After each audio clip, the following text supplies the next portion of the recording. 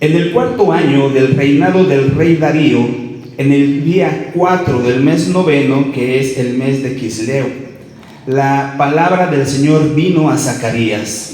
El pueblo de Betel había enviado a Sarecer y a Regem-Melech y a sus hombres a buscar el favor del Señor y a preguntarle a los sacerdotes de la casa del Señor Todopoderoso y a los profetas: ¿debemos observar el quinto mes un día de duelo y abstinencia, tal como lo hemos hecho todos estos años?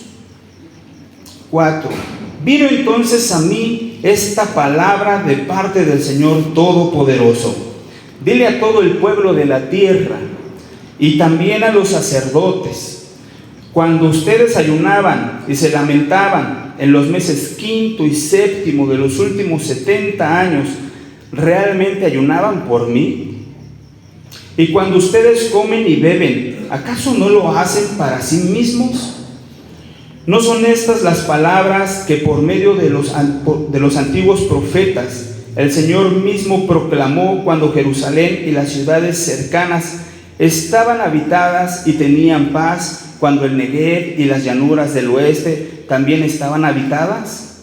8. La palabra del Señor vino de nuevo a Zacarías. Le advirtió: así dice el Señor Todopoderoso: juzguen con verdadera justicia, muestren amor y compasión los unos por los otros. No opriman a las viudas, ni a los huérfanos, ni a los extranjeros, ni a los pobres. No maquinen el mal en su corazón los unos contra los otros. Pero ellos se negaron a hacer caso. Desafiantes volvieron la espalda y se taparon los oídos para no oír las instrucciones ni las palabras que por medio de los antiguos profetas el Señor Todopoderoso había enviado con su espíritu. Endurecieron su corazón como el diamante. Por lo tanto, el Señor Todopoderoso se llenó de ira. ¿Cómo no me escucharon cuando los llamé? Tampoco yo los escucharé cuando ellos me llamen, dice el Señor Todopoderoso. Y 14. Como con un torbellino los dispersé entre todas las naciones que no conocían la tierra que dejaron, quedó tan desolada que nadie siquiera pasaba por ella. Fue así como convirtieron en desolación la tierra que antes era una delicia. Ahí está el capítulo 7. Muy cortos estos capítulos. Recordemos que Zacarías es un profeta menor, aunque tiene mucho contenido en cuanto al Mesías, ¿sí? Pero tiene mucho menos, ¿sí? que tiene 14 capítulos, pero tiene mucho menos que los profetas mayores. Por eso está dentro de los menores. Pues bien, hasta aquí, amados hermanos, hemos terminado la primera sección de este libro. Ustedes recuerdan de qué habló la primera sección. En el capítulo 1, Dios, por medio de Zacarías, hacía un llamado al pueblo. ¿A qué? ¿Perdón? Era para hacer el texto, ¿no? Era un llamado al arrepentimiento. Vuélvanse a mí. ¿Se acuerdan que les decía el Señor? Vuélvanse a mí y yo me volveré a ustedes. Después de ese llamado al arrepentimiento, Dios le dio en una sola noche 8 visiones. ¿Recuerdan? 8 visiones que, bueno, desde el principio hasta el fin hablan acerca del Mesías y del establecimiento de su reino.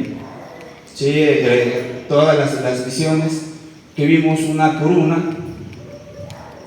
me dejaron y bueno, pues aquí ya estamos entrando a esta segunda sección en donde, bueno, ya no habla acerca de las visiones, es diferente a la primera, pero aquí viene palabra de Jehová tratando también otros asuntos en relación a el comportamiento de su pueblo.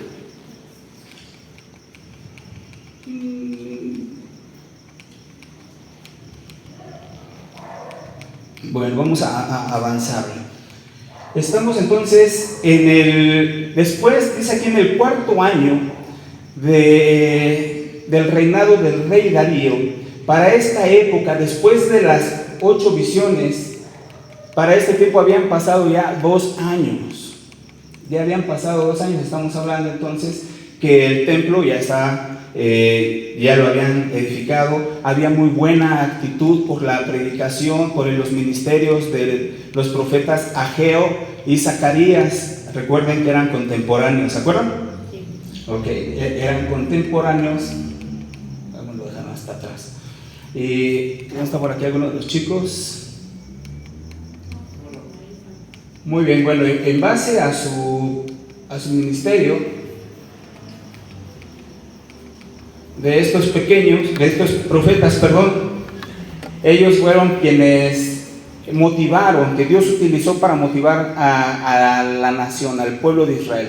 Entonces estamos ubicados ya en esta época donde estaban haciendo nuevas casas, en Jerusalén estaban pasando cosas nuevas, estaba aconteciendo que, ¿se acuerdan que en Ageo hablaba de que estaban construyendo casas? Nehemías también habla de una renovación, y el templo ya lo habían comenzado a reconstruir, ya habían hecho el altar, ya tenían gran parte del templo construido, pero todavía no lo terminaban. Entonces, hablando del cuarto año, en el cuarto día, habla acerca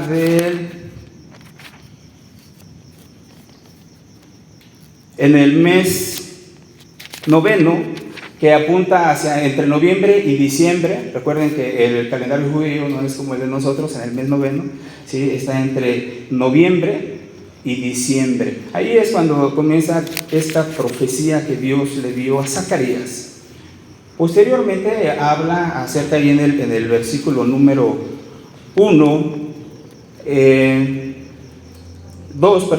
el pueblo o la ciudad de Betel, dicen algunas versiones. ¿Se acuerdan ustedes cuál era la ciudad de Betel? Betel, la confusión es en Babilonia. Betel era la capital de Israel, el reino del norte. Recuerden, Betel, la capital del reino del norte. ¿Qué aconteció en Betel antes del exilio? Hubo mucha idolatría. Bueno, allí estaba el centro de adoración. ¿Alguien se acuerda qué significa Betel?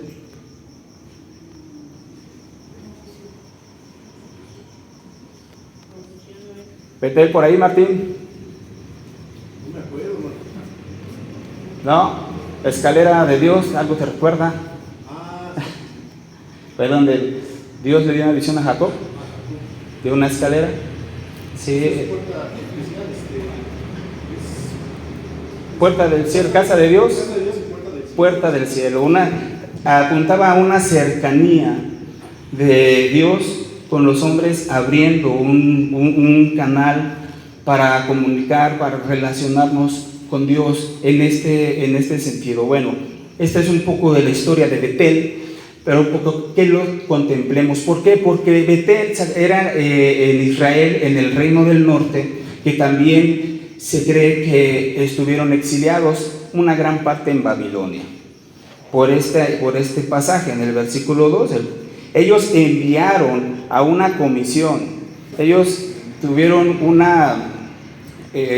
a 2 hombres líderes, eran líderes de Israel, junto con otros hombres, para 2 cosas. Una, implorar la bondad de Dios, y 2, para preguntar acerca del ayuno, como lo habíamos leído. Sí, usted creerá que hoy vamos a hablar acerca del ayuno, ¿verdad? Que es como que el tema central que trae aquí, ¿verdad? Pero el tema que hoy vamos a estar desarrollando, o nos vamos a centrar, es, son 2 en realidad. Uno es religiosidad versus realidad. Para esto quiero hacerle una pregunta, hermano. ¿Cómo usted lleva su cristianismo? ¿Cómo nosotros, haciendo un análisis y hoy a través de este estudio, podamos reflexionar cómo estamos llevando nuestro cristianismo? Si es en base a rituales, hoy que lo vamos a ver, rituales o prácticas religiosas. En un momento dado vemos fariseos, ¿no? Legalistas en un sentido, o es real, nuestro cristianismo es real, ¿sí? Es real, verdadero, como Dios manda, como Dios quiere. Hoy vamos a ver estos dos temas y cómo nosotros cómo lo estamos practicando, ¿no? ¿Usted cómo cree? ¿Es verdadero, así sobre la línea? ¿Sí? Como Dios manda, o así creemos, ¿no? Al menos así creemos, ¿no es así? Todos creemos que es así. Pues bien, vamos a comenzar entonces, religiosidad versus realidad. Primero con la religiosidad. Entonces, estos hombres líderes de Israel, me parece que por ahí no están. Alonso, no está por ahí. Por favor, se va a hacer llegar. No, tiene que bajar sí, este es otro archivo, para que podamos tener ahí la idea, sí, en las diapositivas. Pero bueno, ya vamos avanzando. ¿Sí? Vamos bien allí, versículo 2. Entonces vemos estos hombres que envían, son hombres babilónicos. Sí, esos nombres aquí están raros, ¿no? Sarecer y Regen Melech. Son babilonios, otra indicación que nos asegura que también vienen del exilio, ¿sí? Entonces pues también tenían prácticas, junto como los judíos, ¿sí? En el versículo 3 entonces podemos ver ya definitivamente las preguntas que vienen a hacer estos hombres. ¿A quién vienen a preguntarle? A los sacerdotes y a los profetas. ¿De dónde? De Jerusalén, que Jerusalén es la capital del reino del sur. Recuerden, hermanos, esto es importante que nosotros lo sepamos. Estos acontecimientos marcaron la historia en Israel, pero también apuntan hacia lo que Dios va a hacer, lo que está pasando actualmente y lo que va a hacer. Entonces, es importante que conozcamos nuestros principios básicos del el capítulo 7, por favor. De nuestra fe, de nuestro Dios, de su pueblo, ¿sí? Y bueno, entonces van a consultar o van a preguntarle a los líderes, en este caso a los sacerdotes de Jerusalén y a los profetas. ¿Usted tiene idea de a qué profetas consultaron ellos? Por allí, por acá. ¿A quién? Correcto, a Ageo y a Zacarías. Ellos son contemporáneos, ellos están profetizando al mismo tiempo. Muchas gracias. Pues los profetas que ellos consultaron recuerden que Zacarías era sacerdote, ¿sí? Era su oficio, no era como otros profetas que solo eran profetas o tenían ese llamado o venían de vida de profetas, pero en este caso él era sacerdote. Ahí están entonces las indicaciones de las preguntas que vienen ellos a hacer, y entonces era para implorar el favor de Dios.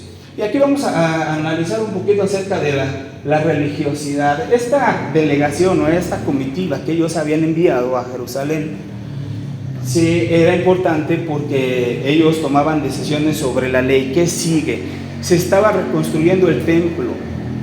Entonces ellos les surgió la duda, y se cree pues que ellos, al consultar a los sacerdotes y a los profetas, pues también al implorar, que implorar tiene una connotación como de acariciar el rostro, ¿sí? Así te lo imploro, por favor, ¿sí? Te lo ruego. Algo así es lo que denota esta palabra. Pero también venían ellos a hacer preguntas, y en este caso también se cree que venían a ofrecer un sacrificio, ¿sí? No solamente era el implorar, ofrecer un sacrificio. Pues ya estaba el altar de bronce. Entonces pues ellos querían saber si seguir ayunando o afligiéndose como lo hacían en el quinto mes, en el mes de Ab, como lo habían hecho durante todo el exilio. ¿Cuánto tiempo duraron en el exilio, Gerardo? 70 años. 70 años fueron una generación lo que estuvieron en Babilonia, con el castigo por los babilonios, por el pecado. Bueno, le avanzamos. En este pasaje, en este capítulo y en el capítulo 8, nos van a mostrar, hablan del ayuno, y nos van a mostrar al menos 4 tipos de ayunos que ellos hacían. ¿Sí? Hablando todavía, o más bien en este caso de la religiosidad, el ayuno del día 10 del 5º mes conmemoraba la quema de Jerusalén en el año 586 a.C. Esto nos lleva a determinar que los ayunos que ellos hacían eran en base, o más bien para recordar tragedias, calamidades que ellos habían vivido. Entonces, todas estas ayunos que ellos estuvieron practicando durante el exilio tiene que ver con la caída de Jerusalén en el 586 a.C., cuando Nabucodonosor los llevó cautivos, y allí en el mes 10º, por eso ellos hacían ayuno en el mes 10º, porque fue cuando quemaron el templo, el primer templo, el templo de Salomón. Entonces, este sigue siendo un día de ayuno, o un mes de ayuno, ¿saben? Importante, aparte del día de la expiación. El ayuno que hacían era muy pesado y tedioso, fíjense. ¿Se lo imaginan cómo era? Aquí la escritura nos dice si querían seguir llorando, ¿no? ¿Y qué más dice ahí ¿mande? Ok, se la pasaban llorando, no comían ni hacían ninguna actividad cotidiana, paraban, ¿sí? ¿Para dedicarse a qué? Al ayuno. Pero pues terminaban fatigados, pero en un sentido todo esto era un fingimiento, no era algo real. Díganme si lo tengo que seguir haciendo, pues para ir entonces, pero de alguna manera se había hecho una carga para algunos, pero para otros era importante. Parecía que se estaban olvidando de esa norma, de esa regla, de esa, ¿qué podemos decirle? De esa práctica. ¿Sí? Que para ellos era importante y creían que era importante para Dios. Aquí está interesante. ¿Cuántas cosas decimos? Yo creo que lo que estoy haciendo es lo correcto. Como ellos pensaban también que lo que hacían era lo correcto, ¿verdad? Pero vamos a analizar qué pasa con estas prácticas de religiosas, de ritualistas. Entonces, en ese tema de la religiosidad, vemos que también una de las bases es querer establecer reglas, propias reglas. El problema que pasó con los fariseos. Esos ayunos habían sido instituidos por la nación en base a estas situaciones de calamidad que vivieron. Y no por Jehová, ¿sabe usted? Eran prácticas hechas por hombres. Pensaron que así le agradaban a Dios. Ok, pensaron que así le agradaban a Dios. ¿Por qué? Porque era una práctica que de alguna manera ellos habían venido haciendo. ¿Para qué? Ahorita vamos a checar. Los nombres siempre buscan, ahora resulta que querían saber de parte del Señor si debían seguir con ellos o quitarlos. Ellos lo pusieron y querían ahora llegar con Dios, responsabilizarle, cumplirse. Para ver si lo seguían practicando o no. Los hombres siempre buscan poner sus propias reglas, ¿no es así? Pero Dios nos da principios para organizar nuestra vida con la ayuda del Espíritu Santo, hermanos. A veces nosotros queremos decirle al Señor cómo servirle, cómo seguirle. ¿Cómo, hermana Martita? ¿Cómo? ¿Qué ha escuchado? Pues ponemos nuestras reglas, ¿no? Yo he escuchado que, oye, pues fíjate que va a haber una reunión de mujeres, híjole, ¿no? O de matrimonio, ¿no? Es que no soy casada, no me hace fe, ¿no? Es que no va mi esposo. Pues no importa, ve tú. Yo adoro a Dios, ¿cómo? A mi manera. Yo le sirvo a Dios en mi casa. En mi casa. Yo le doy el diezmo a Dios repartiéndolo a los demás, a los pobres, ¿no? Creyendo que se está haciendo algo que viene de Dios. Pero vamos, ¿a qué más? ¿Algo más? ¿Alguien que quiera participar? ¿Qué podría hacer más? algo de poner sus propias reglas. Por allá, Memo, ¿o qué te has encontrado? No es no es necesario tener una iglesia para poderme reunir. No, sí, es necesario pertenecer a una congregación, ¿no? Para poder adorar a Dios, para poder alabarle. Qué interesante. Las preguntas fueron en primera persona, pero la respuesta fue para todo el pueblo. Avanzamos. Este tema de la religiosidad, ¿sí? Si estamos ya en un cristianismo religioso, ritualista, los ayunos especificados en este capítulo se refieren a ayunos que recordaban hechos trágicos en la caída de Jerusalén. Ahí ya los había comentado. El ayuno del mes quinto, que es el que aquí habla del quinto y del séptimo, ¿verdad? Que vienen los hombres de Israel a preguntar si tenían que seguir practicando el ayuno del mes quinto.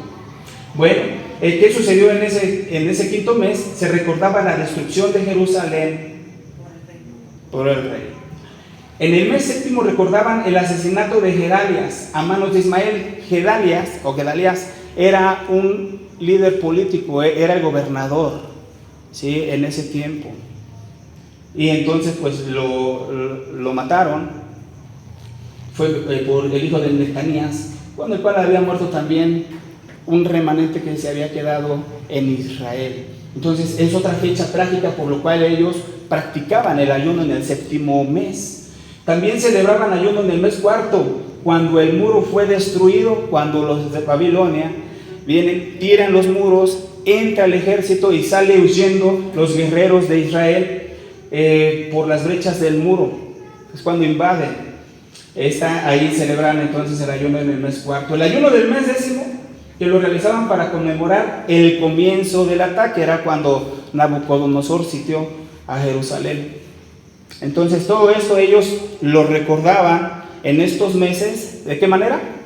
Ayunando. ¿Cómo ayunaban, Pili? No comían, se alejaban del alimento y de las labores cotidianas. Ninguno de estos ayunos se hacía con el objeto de agradar a Dios. Aquí es la pregunta que le hace Dios. Todo eso que ustedes lo hacen, no lo hacen para agradarme a mí. Todos fueron para recordar la aflicción y el dolor producido por esos momentos de la tragedia nacional. ¿Usted ha analizado algunas veces que las cosas que hacemos dentro de la iglesia, en el servicio, el venir, el diezmar a veces, el ofrendar, lo damos esperando que el Señor nos retribuya? ¿Sí? Es pensar en nosotros, ¿sí? Las prácticas que a veces hacemos, se piensa más en los beneficios que uno va a obtener. Pero aquí habla de algo más todavía, más, digamos, en un nivel mayor. La respuesta del Señor eliminó totalmente de una sola vez toda la aflicción y la hipocresía que había, ¿sabe? Recuerde la pregunta que está ahí en el versículo 3, al final. Por ahí alguien la puede leer. Dice, se le informa que todo ayuno y todo lloro y todo dejarse de comer y toda la práctica que tenían, todos sus actos, si era para satisfacerse a ellos mismos y estaban centrados en ellos. Ahí está la respuesta del Señor. ¿Sí la tienen ahí? Perdón, es el 5. Sí. Dice, ¿realmente ayunaban por mí? Y en el versículo 6, y cuando ustedes comen y beben, ¿acaso no lo hacen para ustedes mismos? Esa confrontación donde el Señor dice, esto no lo hacen por mí. Si tú vienes, si tú sirves, si tú das, ¿sí? No lo haces por mí. Sí, el domingo, ¿no? Los miércoles vemos muchos, ¿no? Que solo vienen por cumplir, ¿no? Por asistir. Por un que eso creemos que a veces le agrada a Dios. Pues vamos a ir subiendo de nivel. Entonces Dios definitivamente no instituyó estos ayunos. Como hay cosas que prácticas, vaya pensando qué prácticas nosotros hacemos, o no aquí dentro de la iglesia, sino individualmente, que creemos que Dios las instituyó. Ayúdate que yo te ayudaré. ¿Sí? Pero no, eso no los toma en cuenta el Señor. Dios no lo instituyó, Dios no lo mandó, Dios no lo toma en cuenta. Así haga usted su sacrificio, así usted llore, así usted haga lo que haga, hagamos lo que hagamos. Si Dios no lo ha mandado, Dios no lo instituyó, Dios no lo va a tomar en cuenta. Pero Señor, yo estuve predicando tu palabra. Señor, yo estuve sanando enfermos, llevaba yo el mensaje. ¿Eso lo ha mandado el Señor? ¿Sí o no? Llevar el mensaje, la palabra. Claro que sí. Pero ¿a dónde le vamos a subir? A nivel del corazón. Vamos a ver qué tiene que ver esto. Sus ayunos definitivamente no agradaban a Dios. Dios requiere obediencia, definitivamente. Se preocupaban más, fíjense, se preocupaban más por lo que Dios no les había mandado que por lo que sí les había ordenado clara y repetidamente. ¿Cuántas veces Dios nos dice, perdona, sirve, intégrate, capacítate, predica, enseña, ama, ¿sí? Da, haz discípulos, ¿sí? Claro, sí, y repetidamente, constantemente, pero nos enfocamos más en hacer ¿qué? A veces decimos, pues Dios no nos mandó a qué. Es que haces cosas para agradarle a Dios. No es necesario. ¿A qué te suena, Gerardo? Tienes que hacer las cosas, ¿no? Sí, ¿a qué te suena? Tienes que alabarlo y en tu casa también. No tienes que ser como hacemos o hacíamos cuando estábamos en el mundo, ¿no? Correcto. Por decirlo que ahora en las fiestas que se hacen anuales, que vas y lo haces, ¿por qué? Pues porque está dicho ahí en el pueblo, pero en realidad eso no es así. Y es lo que a lo mejor puede ser un ejemplo en lo que dice, Sí. que no debíamos de hacer. Sí, Eso porque nada más es para gloriar a una persona, a una o sola, a ti mismo. uno mismo o a alguien más, pero no al Señor. a Dios. Entonces, yo creo que de aquí todos venimos, o muchos, la mayoría venimos de la tradición católica, ¿no? En donde se nos ha enseñado precisamente por medio de los rituales, por medio de las costumbres, ¿sí? A ser religiosos. Y muchas veces traemos esta idea y nada más nos cambiamos de asiento, ¿no? Algunos se han cambiado de asiento de allá y siguen con la misma idea acá, ¿no? A cumplir, a hacer algo que no agrada a Dios. Y ahorita lo vamos a ver en qué. Entonces, debieron haber obedecido antes de ir al exilio. ¿Usted está de acuerdo? Debemos obedecer antes de que nos pasen las cosas. Dios nos dice una y otra vez. Y entonces aquí es lo que les está recordando. Si es esto hubieran hecho, yo ya se los había dicho por profetas, lo hubieran evitado. Martín. Sí, en 1 Samuel le dice a Saúl que era mejor la obediencia que cualquier sacrificio. Entonces, esto viene siendo más o menos lo mismo. Es mejor el obedecer que el hacer. Sí, no importa tanto los rituales o costumbres, sino la obediencia. ¿Y cuándo, no? Aquí tenían las fechas y el problema era ese. ¿Qué tenemos que hacer? ¿Le seguimos o qué? ¿Sí? Pensando en que esas prácticas. Pero pensando o sea, la idea de la pregunta a Dios, si ellos conocían a Dios, pues sabían que no era correcto, ¿no? O sea, el preguntar no. Pero para ellos sí. Pero es que también se pasó de generación en generación, o sea, ese fue el problema, porque Él no lo instituyó, o sea, Dios no dijo que lo hicieras como los sacrificios que se hacían antiguamente, ¿no? Eso sí dijo, o sea, eso estaba escrito, pero en esta situación Él no dijo nada de eso, que se siguiera cada año y que se orara, y que se llorara, y que no comiera uno, pero eso no es, eso lo estableció el hombre, ¿no? Ok. Entonces, ¿qué podemos pensar? Una costumbre. Una costumbre, una tradición. No había gozo. ¿Qué dice el Señor? Amarás. ¿Qué sí manda el Señor? Amarás al Señor tu Dios con todo tu corazón. Pero lo que no manda es amarás al dinero más que al Señor. Amarás a tu trabajo más que al Señor, ¿no? Amarás, o sea, eso va a llevar a la idolatría. Sí, ese es el problema. A pesar de que Dios había dado muchas advertencias al pueblo Esto lo podemos ver en los últimos versículos, después del versículo 8, ¿sí? Hablando de la religiosidad, ¿sí? A pesar de que Dios había dado advertencias antes del exilio, ellos se negaron a escuchar las sabias exhortaciones de Jehová, de su Dios. Miren, tres cosas que vemos aquí. Una, el peligro, fíjense, son consecuencias duras de llevar una vida religiosa, de hacer lo que no agrada a Dios, pensando, creyendo que a Él le agrada. Entonces dice, una, no escucharon y luego le dieron la espalda. Esto algunos lo ilustran como del reino Aníbal con los bueyes en la yunta, que cuando les querían poner el yugo, ¿sí? Lo que hacían era darse la vuelta e irse, ¿sí? Entonces a eso se refiere, ¿sí? Luego le dieron la espalda a Dios, se taparon los oídos para no oír las predicaciones en absoluto, amontonaron pecado sobre pecado. ¿Se acuerda todo esto antes con Amós? ¿Sí? Todas estas advertencias que Dios les hizo. 3, endurecieron su corazón como diamante. ¿Cómo es eso? Ah, qué bonito. Como diamante. Duro, frío e insensible.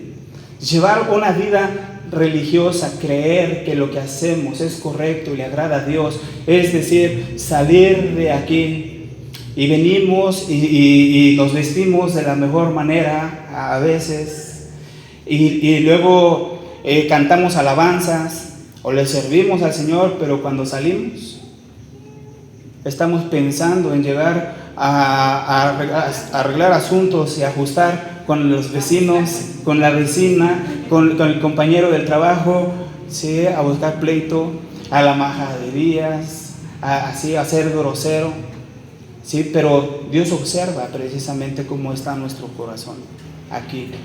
¿Cuál es el verdadero sentido? No es llegar como si Dios nos está hablando esto 2 o 3 veces, igual porque el Señor quiere que quede claro, a ponernos las máscaras, ¿sí? A quitar toda hipocresía. Lo que Dios quiere hacer con este mensaje es quitar toda hipocresía de no ser aparente, no ser apariencias, no vivir de apariencias, ¿sí? De apariencias, ¿de qué podemos aparentar? Regularmente.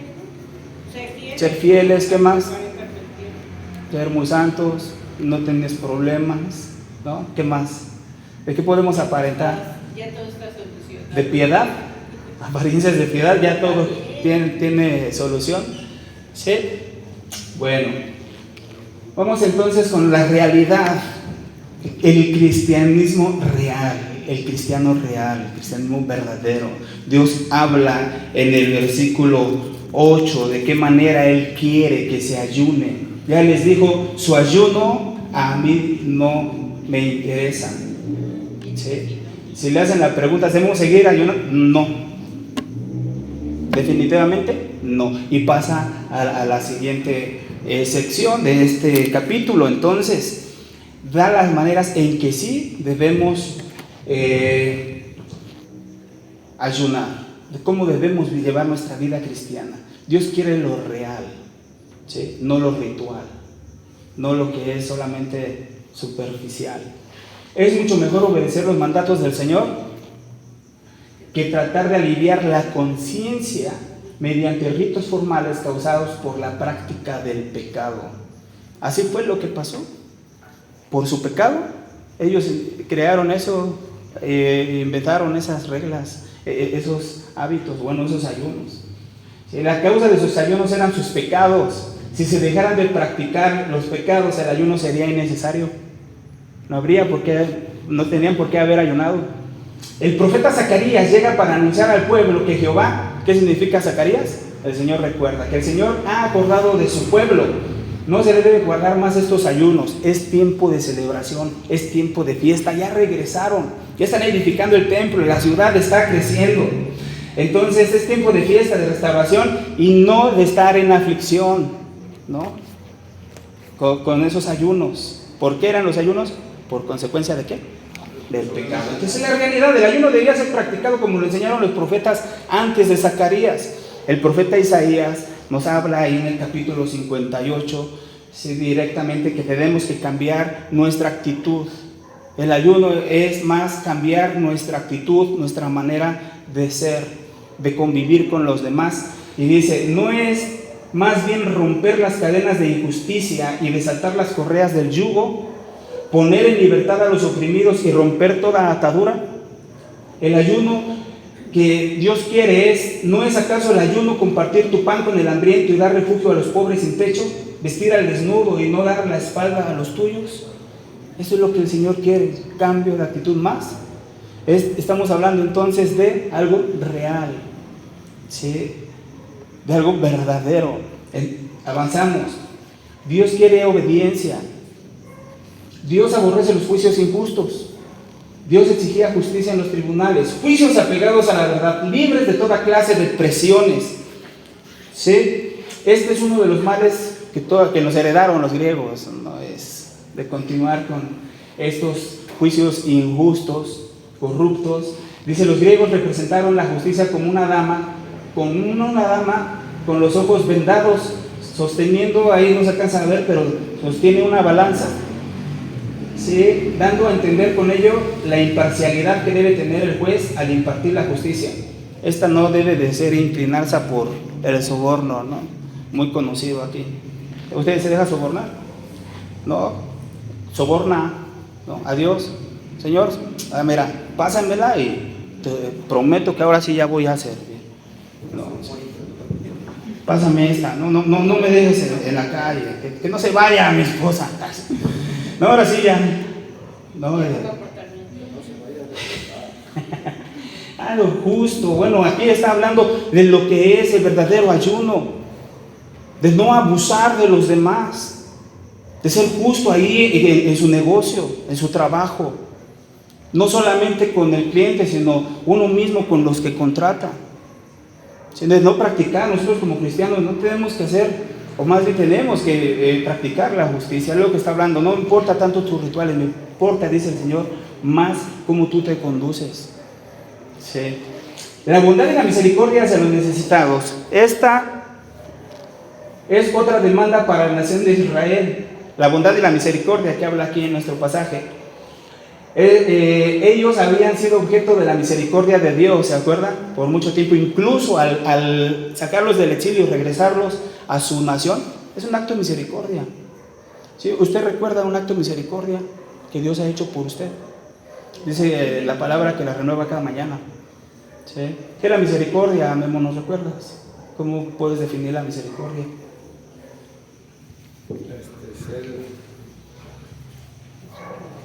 La gracia, Dios un regalo inmerecido. Es la gracia, la misericordia. La misericordia es Pili se la sabe. Dice, pregunta. ¿Mande? Ok, la gracia es que Dios nos da lo que no merecemos. ¿Qué no merecemos? El perdón, la salvación. ¿Qué más? Su amor. ¿Qué más? ¿Qué más no merecemos? Su presencia, la vida eterna, todo esto. La protección. Ok, ¿y qué es la misericordia entonces? Misericordia es lo que tú mereces, pero que Dios no te da. ¿Que Dios no nos da? ¿Lo qué? Lo que merecemos. ¿Qué merecemos? Morir, Ignorados por Él, ser ignorados por Él. castigo por pecadores, ¿no? Entonces la misericordia es que Dios no nos da lo que merecemos. Y de esta manera, entonces, ellos habían practicado la misericordia de Dios. Y de esta manera pide también que nosotros practiquemos la misericordia. Seamos misericordiosos como nuestro Padre es misericordioso. ¿Usted es misericordioso? ¿Sí? ¿Qué es lo contrario a misericordioso? La cuestión, pastor, es que eso se refleja cuando estamos ahora, bueno, en aquel tiempo era pues la obediencia o el reconocer que Dios les había dado muchas cosas. Sin embargo, hoy tenemos que seguir reconociendo que Él nos da todo, que todo es de Él, pero que Él nos manda a que prediquemos su palabra. Y que si nosotros no estamos haciendo esa parte de estar predicando su palabra, no estamos siendo obedientes. Ok. No estamos haciendo mis misericordia con los que todavía no conocen del Evangelio. Es de que está bien interesante, como dices, nos manda a predicar su palabra. Esto es importante, pero hay una manera también que nos enseña en este pasaje, en este estudio, que vamos a identificar ahorita en unos segundos. Como pueblo de Dios debían reflejar algunos de sus atributos. Cuanto mejor si ellos muestran a sus hermanos la misma misericordia que ellos han recibido. Si dar de gracia lo que de gracia hemos recibido, si Dios me ha perdonado, ¿por qué no poder perdonar? Sí, con el amor de Dios, con la ayuda del Espíritu Santo. Sí, Dios, la justicia social a favor de los desvalidos, como habla aquí de las viudas, de los huérfanos, los extranjeros y los pobres. Sí, esto ya lo habían hablado los profetas, la ley los había considerado también. Cada uno de estos sectores ha sido víctima de la prepotencia de los influyentes. La relación con Dios, miren, en este sentido de la realidad, el cristianismo real es que la relación con Dios no puede ser recta. Vaya pensando en esto. Mientras las acciones no son rectas hacia los demás. Yo estoy bien con Dios, pero yo estoy bien peleado con mis hermanos, ¿no? Yo no le hablo a mi hermano de allá, a mi hermano de acá, de mi familia, ¿no? En mi privada nadie me quiere, nadie.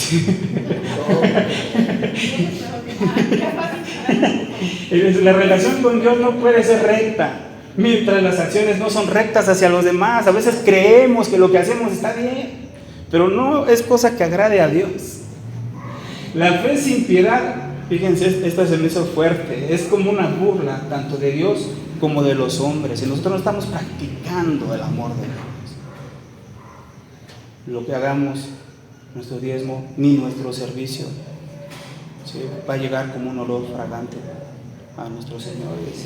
Es como una burla tanto de Dios como de los hombres. Si yo digo yo tengo fe, pero soy despiadado, ando hablando bien mal de los hermanos a sus espaldas, ¿no? ¿Qué más puede ser? Todavía tengo sed de venganza con alguien, Sed de venganza, ¿no? Sí. ¿Qué más?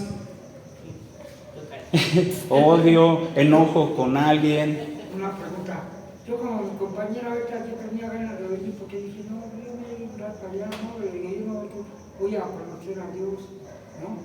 Me dijo mi compañera, ay, tú no pasa de que eres de quién sabe qué, habló, que no quería que viniera.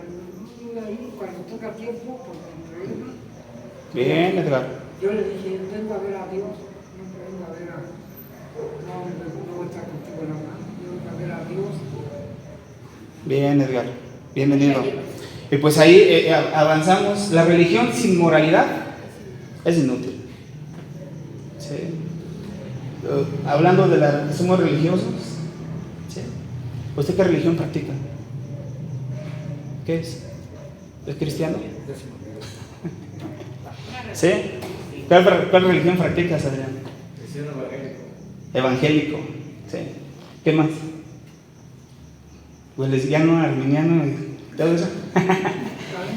Dios conoce la verdad que hay en nosotros y espera que la manifestemos a los que nos rodean. Él quiere ver, Él conoce nuestro corazón, Él desea ver lo que hay en nosotros. ¿Para qué? Para compartirlo con los demás alrededor de nosotros. Eso es más que decir, yo sí voy a la iglesia, tú no. Yo soy santo y tú no. Nuestra devoción a Dios debe reflejar en la práctica, y la vida práctica debe tener una relación íntima con la vida que practicamos en nuestra fe. Estos dos asuntos no se pueden separar, pues son complementarios uno del otro. ¿Cuál es?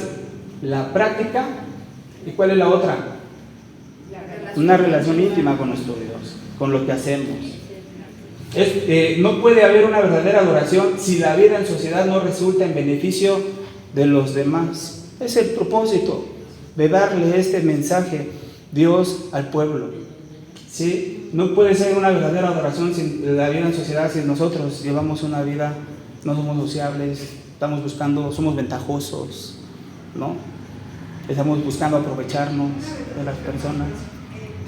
Eso que muchas veces, pues realmente aparentamos ser lo que no somos. Tenemos que bendecir a nuestros hermanos, ¿no? Porque muchas veces, por decirlo de nada, oye, déjame lo más barato, o sea, no debemos de ser así.